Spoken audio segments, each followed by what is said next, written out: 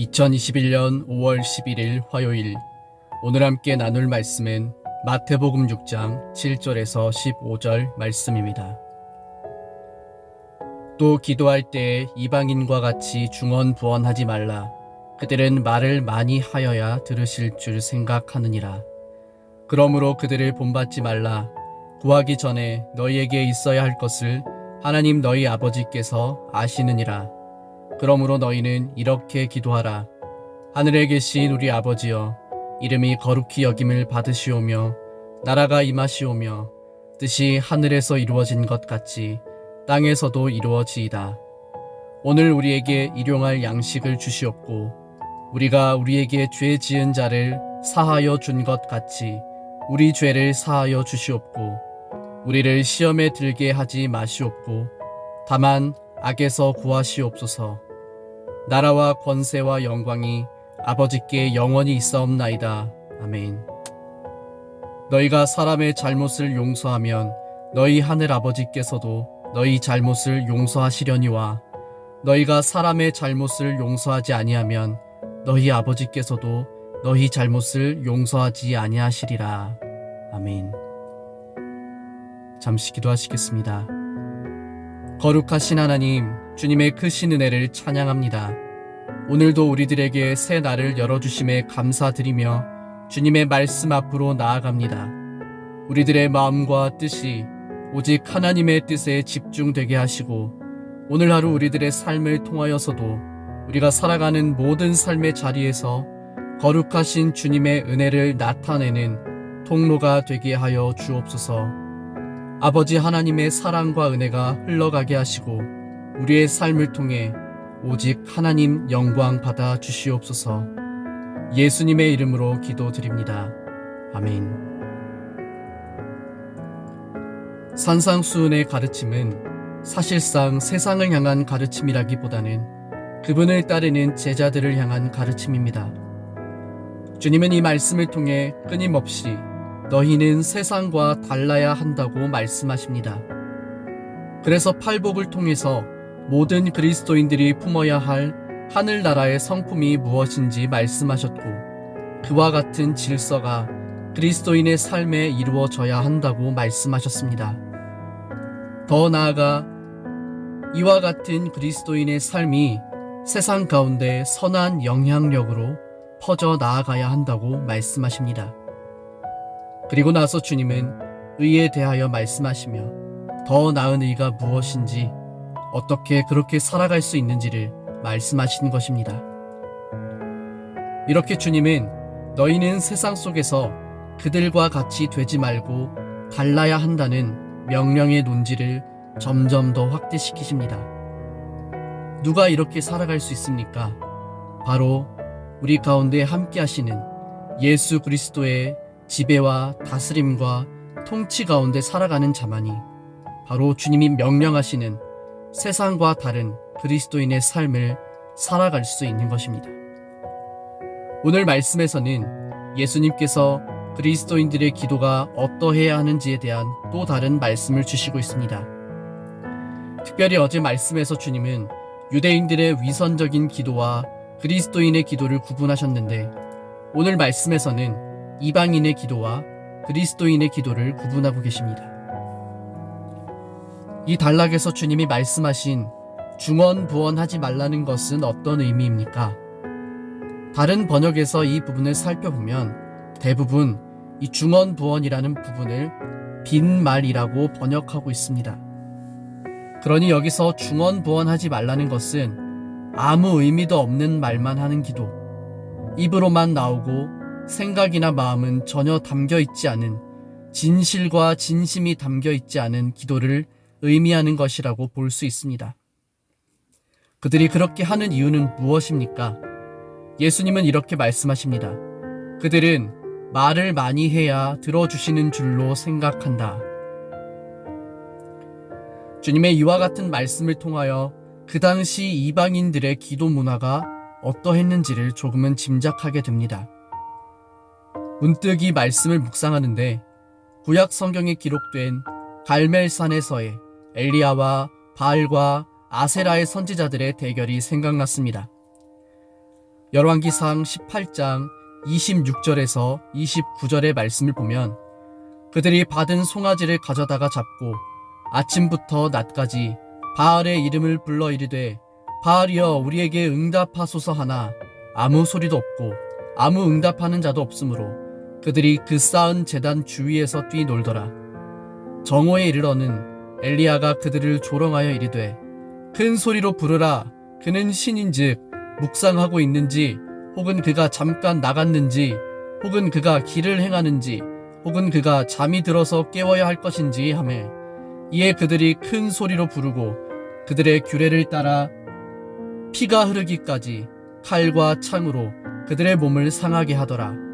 이같이 하여 정오가 지났고 그들이 미친 듯이 떠들어 저녁 소재 드릴 때까지 이르렀으나 아무 소리도 없고 응답하는 자나 돌아보는 자가 아무도 없더라. 그들이 기도하는 방식을 보면 그저 바알의 이름을 부르짖고 그 앞에서 춤을 추고 심지어 안 될 것 같으니까 자기 몸을 칼과 창으로 상하게 합니다. 그러나 그들의 외침은 그저 공허한 소리에 불과합니다. 왜냐하면 그들이 부르짖고 있는 신은 그저 인간이 자신의 마음속 허영심과 욕망으로 만들어낸 결과물에 불과하기 때문입니다. 그들이 아침부터 저녁이 이를 때까지 많은 시간을 들여 심지어 미친 듯이 떠들며 기도를 하지만 아무런 응답이 없습니다. 이와 같은 이방인들의 기도의 방식은 말만 많고 그 과정이 굉장히 장황하고 심지어 자기 몸을 상하게 하기까지 합니다. 주님은 이러한 의미 없는 기도에 대하여 우리를 향해 이렇게 말씀하십니다. 너희는 그들을 본받지 말라. 우리의 기도는 아무 의미 없는 공허한 외침이 되어서는 안 됩니다. 존 스토트는 이러한 기도에 대하여 기계적인 기도라고 표현합니다. 하나님이 어떤 분이신지, 그가 우리에게 바라시는 것은 무엇인지에 대하여 조금도 관심이 없고 그저 내가 원하는 것을 얻는 것에만 집중된 기도. 주님은 그리스도인이라면 이러한 기도를 멈추어야 한다고 말씀하십니다. 물론 우리가 우리의 구할 것을 기도로 아뢰는 것이 무조건 잘못된 것이 아닙니다. 그러나 그것이 기도의 전부라고 생각한다면 우리의 기도가 세상 다른 종교들과 다를 것이 무엇이겠습니까? 그런 의미에서 유대인들의 위선적이고 가식적인 기도가 자기 의와 자기 영광을 추구하는 마음속 욕망으로부터 나오고 있다면 이방인들의 중언부언하는 기도는 자신이 원하는 것을 얻고자 하는 마음속 욕망으로부터 비롯되는 것이라 할 수 있을 것입니다. 하나님의 뜻과 마음을 아는 것에 조금도 관심이 없는 기도, 그저 나에게 집중된 기도를 주님께서는 중언부언하는 기도라고 말씀하십니다. 오 아름다우신 하나님, 전능하시고 위대하신 하나님, 무소불위하시며 모든 것의 시작이신 하나님이라며 온갖 미사여구를 붙여 기도하지만 그것이 그저 내가 원하는 것을 얻어내기 위한 빈 말이라면 주님은 그것을 마음에도 없는 공허한 외침이라고 말씀하십니다. 그래서 저는 이 부분을 이렇게도 해석할 수 있지 않을까 생각합니다. 그저 자신이 원하는 것을 얻기 위해 마음에도 없는 말로 하나님을 높이며 기도하지 마라. 하나님께 관심이 있는 것이 아니라 자기 자신이 원하는 것을 얻는 것에 관심이 있으면서 마치 하나님께 관심이 있는 척 기도하지 말라. 오늘 주님은 우리에게 이렇게 기도하지 말라고 가르치십니다. 그렇다면 달라야 할 그리스도인의 기도는 어떻습니까? 8절에서 15절 말씀에 주님은 너희는 이렇게 기도하라고 말씀하십니다. 세상의 기도가 자기 자신에게 집중되어 있는 기도라면 달라야 할 그리스도인의 기도는 자기 자신이 아니라 오직 하나님께 집중된 기도입니다. 그러므로 조금 정리를 하자면 이렇습니다. 첫째, 우리는 우리가 원하는 것을 얻기 위해 중언부언할 필요가 없습니다. 우리 아버지 하나님께서는 우리가 그렇게 장황하게 이야기하지 않더라도 이미 우리가 구할 것을 알고 계신 인격적이신 사랑의 하나님이시기 때문입니다. 두 번째로 우리는 기도를 통해 먼저 하나님께 더욱 우리의 관심을 두어야 합니다. 이 단락에서 주님이 우리에게 가르쳐 주신 기도를 오늘날 우리는 주기도문이라고 부릅니다. 예수님께서 하신 기도 또는 예수님께서 무엇이 참된 기도인지를 알려주시기 위해 우리에게 보여주신 기도라고 할 수 있습니다. 예수님께서 하신 기도를 크게 두 부분으로 구분하자면 이렇습니다. 첫째, 하나님 나라를 위한 기도. 둘째, 우리 자신의 필요를 위한 기도.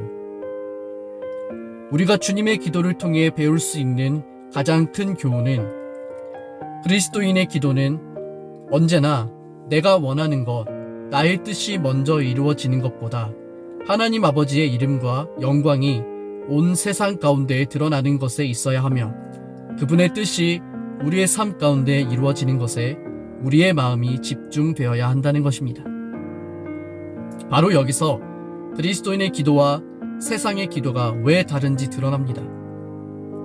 하나님께서 우리를 부르신 목적과 이유가 무엇인지를 정확하게 이해하고 그것을 위해 우리들의 삶이 하나님의 뜻에 오직 맞추어져 있는 것, 우리가 구해야 할 필요 이상의 것을 구하지 않고 오직 아버지의 뜻이 우리의 삶을 통해 드러나고 이루어지기를 구하는 것, 이것이 주님이 우리에게 보여주신 삶이고 또한 우리가 따라가야 할 삶의 모습입니다.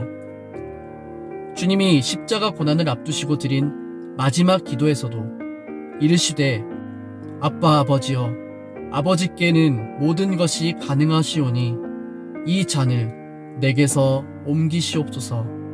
그러나 나의 원대로 마시옵고 아버지의 원대로 하옵소서라고 기도하셨습니다. 자신의 원함보다 하나님의 뜻이 이루어지기를 바라는 기도. 바로 이것이 우리가 하나님을 향해 드려야 할 진정한 기도임을 주님은 삶으로 우리에게 먼저 보여주신 것입니다.